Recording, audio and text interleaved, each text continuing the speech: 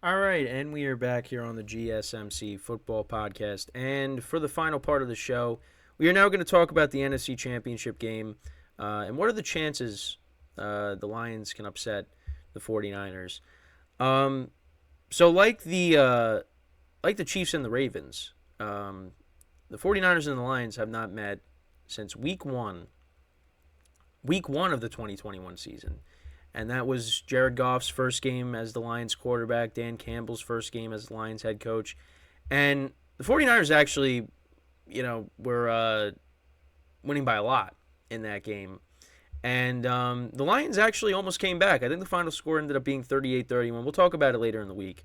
They made it close, and they actually had an opportunity to tie the game and go to overtime. I believe because I don't know if I think the 49ers fumbled and the Lions got the ball back. I'll have to go back and look. But yeah, so it's been a long time. And obviously, Garoppolo was the quarterback, back then. So it's, things are different now. The Lions are a much better team. The 49ers have a different quarterback. They're a better team, since then. So, yeah, this is going to be interesting.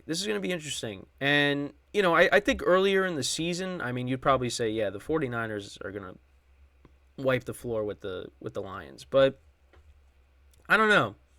For me, I think the Lions have a good shot of upsetting the Niners. And one of the things is what we talked about before is the status of Deebo Samuel. Because if Deebo Samuel doesn't play in this game, that's a huge blow for the 49ers offense going into the championship game. And again, we saw how Brock Purdy played without him.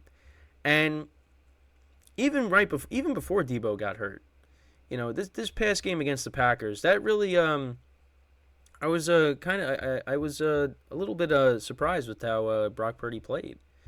He was missing throws. I mean, he should have threw a couple of picks in the game. Darnell Savage almost had another pick six. There's definitely some vulnerability there. And I mean, we'll see what happens this week. The Lions, they don't have a good pass defense, and the 49ers with all of their weapons, they could definitely pick that apart. I expect this game to be very high scoring. But you know what? I think the Lions, they could keep up with the 49ers. I think they can. Jared Goff has played against the 49ers plenty of times. I know there have been games where he has not played well against the 49ers, but he knows this team very well. The other thing, too, is I was surprised at how well the Packers were able to run the football against the 49ers, which is I thought was something they weren't going to be able to do. Aaron Jones had over 100 yards rushing. I know a big chunk of that came from that 53-yard run, but still, I mean, he ran for over 100 yards in this game. And now you got the Lions coming in, and they love to run the football. Jahmyr Gibbs, the second half of the season has really played well. He's really become a weapon for them. You also got David Montgomery as well. If the Packers can run the football against the Niners, I mean, maybe, the Lions could find the same success there with the 1-2 punch that they have. So I think that's one thing that could play into the Lions' favor is their ability to run the football. Because also, that opens up play action, and Jared Goff is very good off of play action. The Lions have a lot of weapons. And listen, I'd probably put you'd put the 49ers supporting cast over the Lions, but I would say it's not by that much. Because, again, the 1-2 punch with Gibbs and Montgomery, and of course you got AmonRaSt.Brown, who's had a great season, Sam Laporta, the rookie tight end. I mean, it's a pretty good supporting cast. And then, of course, Jared Goff and Josh Reynolds have a nice connection, of course, because they played with each other, over, with the Rams. Jameson Williams has made plays this year. Again, you put the 49ers weapons over them, but, don't sleep on these Lions weapons. They got some good weapons there. And they really have surrounded Jared Goff with good young talent. And he's done well because of that. And of course, having an offensive line That's good as well, giving him protection. That's the other thing too. I mean, the Niners didn't get any sacks off of Jordan Love. I feel like they will against Jared Goff here. Jared Goff can move around, but I think Jordan Love, he's a little bit more. He's got a little more mobility to him as opposed to Goff. Goff is still kind of like one of those pocket passers, but he can move around. But Jared Goff can move around a little bit. So I do expect the 49ers to get a sack and to at least get a sack in this game. But really the biggest thing for me is the Lions defense, because they got to get stops in this game. Now, I feel a little bit more confident in them because of how the Niners offense played against Green Bay, because it was ugly. It was ugly. I mean, they won ugly. They won that game. It wasn't pretty with how they won, but they were able to do it.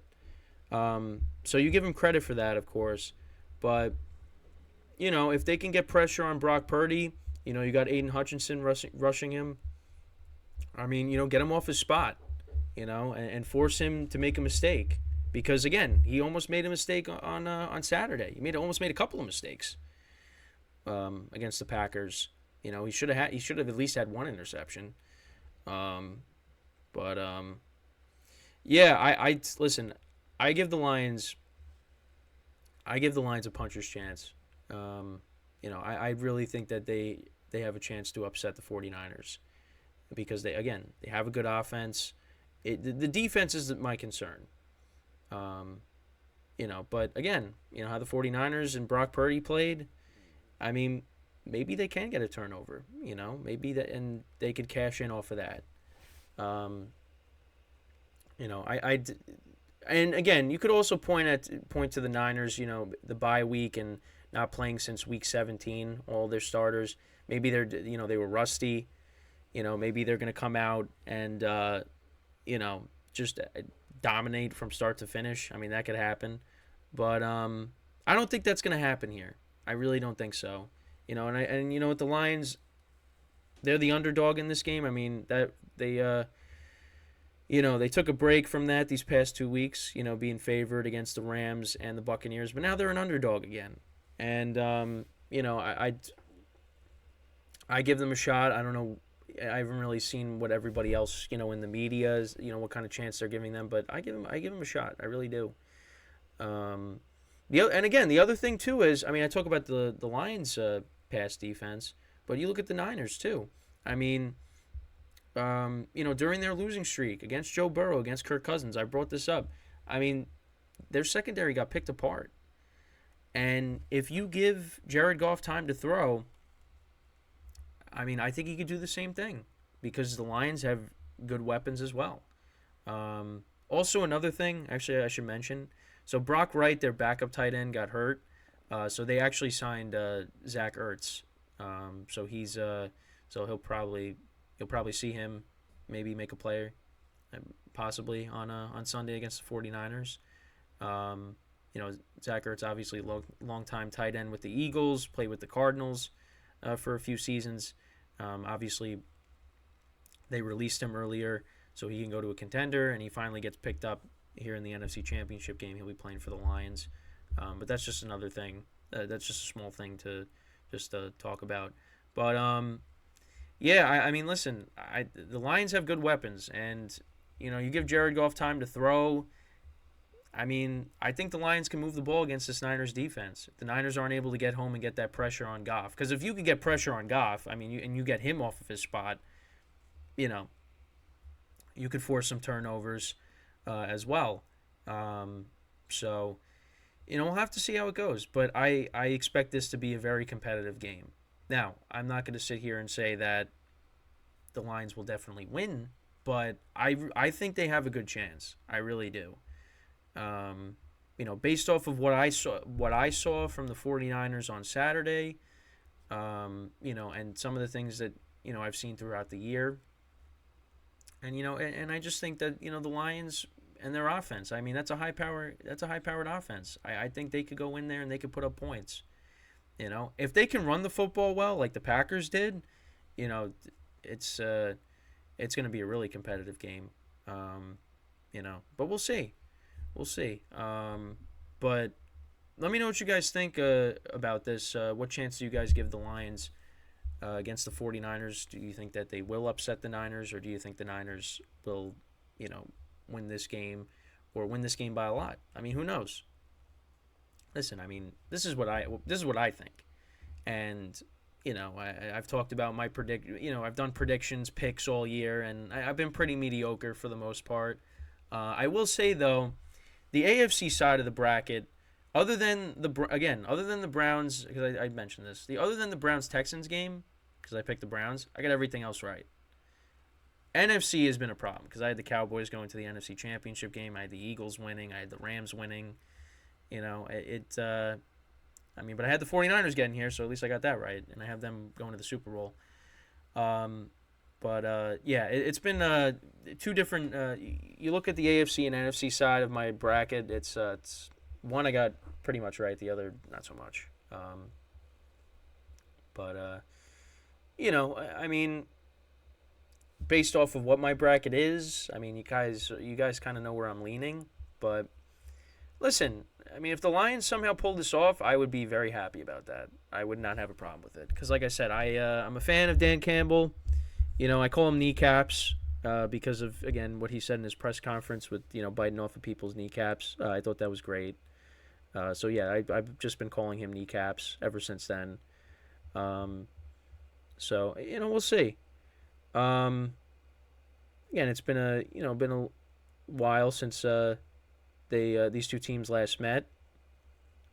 It's going to be very different this time around because the Lions are a much better team than that 2021 team.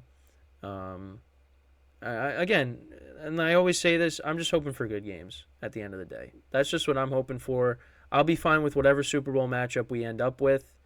I know everybody's got their theories, and there's also, hey, maybe the first game of the regular season is going to be the matchup that we end with in the Super Bowl because we got the Lions and the Chiefs. Maybe that's what we're going to end with in the Super Bowl. So, because then you also got the Super Bowl logo, which is the 49ers and the Ravens colors. It's you got that going on.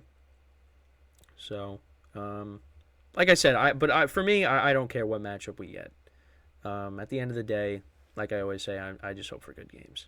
So. That's pretty much it with the show for today. I thank you guys for tuning in. We'll be back again 10:30 a.m. tomorrow. Don't have anything right now planned for what I'm going to talk about, but obviously we're going to continue to talk about these games as we get closer and closer to that. Friday obviously will be like the full on like preview of the games and who obviously who I'm picking, but still. We'll get into that on Friday. And then, of course, the baseball show will be on Friday as well. Got some things to talk about, Hall of Fame stuff. The Astros signing Josh Hader. So I'll get into that on Friday. So make sure to tune in for that. That'll be before this show, of course. So that is all the time that we have for today. I thank you guys for watching. Like I said, I'll be back 10:30 a.m. Eastern Time tomorrow. So until then, I am Kenneth Grunfelder signing off from the GSMC Football Podcast brought to you by the GSMC Sports Network. Have a good day, and I will see you guys tomorrow. Take care.